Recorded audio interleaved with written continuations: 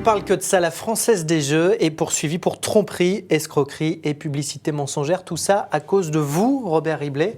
Bonjour. Alors Bonjour. comme ça, les jeux de grattage sont en fait tous truqués. Alors, non seulement truqué, mais c'est qu'on l'a caché aux joueurs pendant très longtemps. C'est que mon enquête, au départ, si vous voulez, elle porte sur quelques années, au moment où je découvre l'affaire en 2001. Donc, ça ne porte que sur 2001 à l'époque. C'est à partir de là que je découvre. Donc, expliquez-nous concrètement comment ça marche. Ça veut dire que vous partez du principe, vous nous expliquez, grâce à ce que vous avez étudié, qu'en fait, dans les jeux de grattage de la Française des Jeux, il n'y a pas de hasard. Non, il n'y a pas de hasard. Il faut savoir quand même que, techniquement, les jeux de grattage sont régis par la loi de 1933, l'article 136, le gouvernement a décidé d'une loterie simple. Une loterie simple, on ne touche pas au lot. Donc une loterie, normalement, c'est tiré, on vend d'abord les tickets et on fait le tirage après. Sauf que le principe du jeu de grattage, ce n'est pas ça. Alors, ce qui s'est passé, c'est que la Française des Jeux, depuis 1989, disait dans ses règlements que les lots étaient répartis de manière aléatoire. Donc il y avait tant de lots dans un bloc, chaque bloc avait le même tableau de lots. Et moi, ce que j'ai découvert, c'est qu'en réalité, c'était programmé dans chaque livret à raison de 50 € par livret. Un livret, ça vaut 150 €. Il y avait toujours 50 € en petits lots, ce que la Française des Jeux appelle les gleps, les graines pour appâter les pigeons dans son jargon, et un seul lot significatif de 20 € et plus dans chaque livret. Qu'est-ce qui vous a mis la puce à l'oreille, vous, au départ? Mais parce que j'étais, si vous voulez, dans un bar avec des amis gendarmes, on faisait un tiercé le dimanche, tranquille, on prenait un pot, et il y avait un joueur qui était tout seul. Hein. Oui, oui, tout à fait, puis je le renie pas. Ah, ouais. Vous aimez le jeu, quoi. Pas flambeur. Non, pas flambeur. J'aime bien le tiercé parce qu'il faut chercher. J'aime bien. Bon, alors, et je gagne en plus. C'est surtout ça qui est intéressant. Alors, je vois un détaillant et un joueur le joueur demande au patron un livret de cash, de blackjack à l'époque. C'était en francs, hein, puisque c'était en 2001.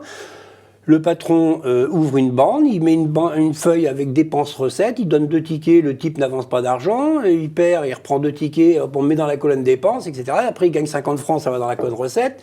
Vers le ticket 10, il y a 1000 francs, ça va dans la colonne recettes, et là, le joueur s'arrête, on fait les comptes, et on prend l'argent dans la poche, en espèces. Le type n'a rien avancé et la patronne a pris le reste du livret, elle l'a détaché, elle l'a mis en vente. Et le gars recommence avec un autre livret. Et donc dans ces livrets remis en vente, en gros, il n'y a pas de gros gain. Mais c'est fini. Puisque le livret est mort. Le livret est mort. La Française des Jeux n'a pas cherché à revoir le système après vos révélations? Alors si, elle a revu le système, puisque, enfin, c'est pas la Française des Jeux, c'est son marketing, alors, cette fois-ci avec la direction, qui ont transmis à Bercy, puisqu'il y a une cellule Française des Jeux à Bercy, puisque j'ai eu le cahier des charges, j'aurais pas dû l'avoir, je l'ai eu, on me l'a envoyé anonymement, je l'ai pris, et la cellule de Bercy a modifié pour qu'on trouve au moins un deuxième lot significatif dans un livret. Mais ce qui est intéressant aujourd'hui, si vous me dites que quelque chose a changé, oui, ça a changé. Simplement, la Française des Jeux maintenant fabrique 3 blocs d'un seul coup. D'un bloc, elle en fait 3, donc il y a 3 tableaux de lots. Donc dans un bloc comme ça de 3 fois 5 millions de tickets, vous avez 15 millions de tickets. Donc le bloc a 15 millions de tickets, il a un tableau de lots. Vous avez 3 lots de 500 000 €. Si dans le premier million de tickets vendus, les 3 lots de 500 000 € sont payés, la Française des Jeux va continuer à vendre des tickets qu'elle sait d'avance perdant ou n'ayant plus que des petits lots. Il faudrait que la Française des Jeux, qui elle est informée en temps réel grâce à l'informatique, réinjecte un gros lot pour les joueurs suivants. Vous, c'est ce que vous voulez? Moi, ce que je veux, voilà, c'est que ce soit une loterie normale, que tous les joueurs aient l'égalité des chances. Pourquoi vous êtes lancé dans ce combat, Robert? Au départ, non, c'est-à-dire, oui, il y a eu un drame dans ma vie, c'est-à-dire que j'étais industriel, etc., et mon épouse est décédée d'une rupture d'anévrisme brutalement en 5 minutes au moment de Noël. C'était pour nos 30 ans de mariage, donc à partir de là, j'ai un petit peu dérivé. C'est comme ça que j'en suis venu à jouer, à aller prendre un pot avec les copains dans les bars et à jouer, et c'est comme ça que j'ai découvert ça. Et ça m'a occupé mes nuits.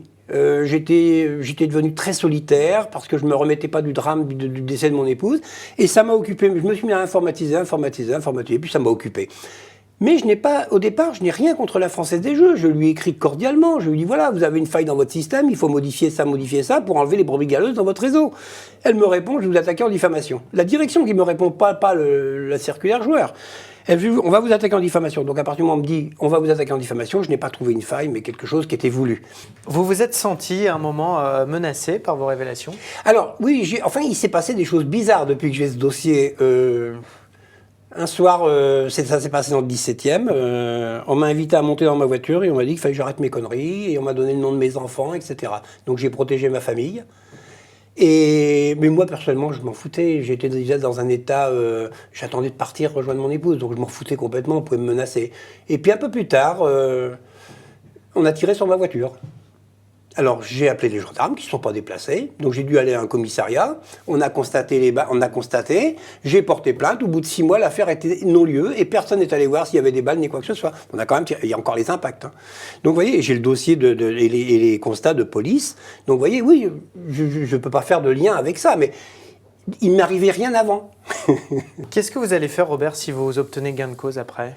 Alors, si j'obtiens gain de cause... Moi, si vous voulez, je ne suis pas un homme d'argent et ça se sait depuis longtemps. Malheureusement, quand je travaillais, j'en gagnais contre moi. Quand vous espérez de l'argent, là, quand même? Non, c'était pas le but. C'était pas le but. Ma procédure, c'était l'égalité des chances entre les joueurs, point barre, que les tickets de grattage deviennent une loterie, comme le veut la loi. Maintenant, si la Française des Jeux veut continuer à manipuler ses lots, qu'elle le fasse. Mais qu'elle demande au gouvernement de voter une loi adaptée à ce principe. Ce n'est pas le cas aujourd'hui. Robert, est-ce qu'il y a un jeu de grattage où on a quand même un petit peu plus de chances de gagner? Aucun. Ils sont tous pareils et tous manipulés de la même manière. Du coup, grâce à vous, on peut vous demander un ticket gagnant, en fait.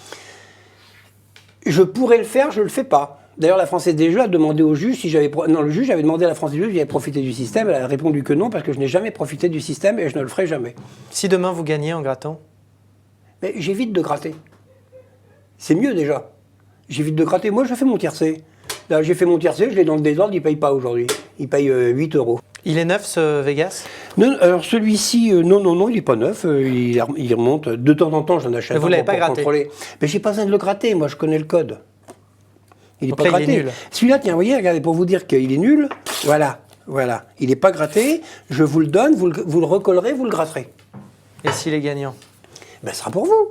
Non, il est Mais déchiré. il est perdant, on le sait. Je joue pas à ces jeux-là. Je ne joue pas à vous dire s'il est gagnant, etc. Je sais qu'il est perdant. Alors, recollez-le et puis on va le gratter, ensemble. On va le gratter ensemble. Allez, on va le gratter ensemble. Oui, j'ai l'œil. Alors le 12, je ne l'ai pas. Le 8, je ne l'ai pas. Le 29, je ne l'ai pas non plus. Le 25, Vous ne l'avez je pas. ne l'ai pas non plus. Et le 21, je ne l'ai pas. Vous ne l'avez pas non plus, voilà. Il est bien perdant. Merci beaucoup, Mais Robert je vous en Riblet, prie. d'être venu dans On ne parle que de ça. Et nous, on se retrouve très vite sur le Figaro TV.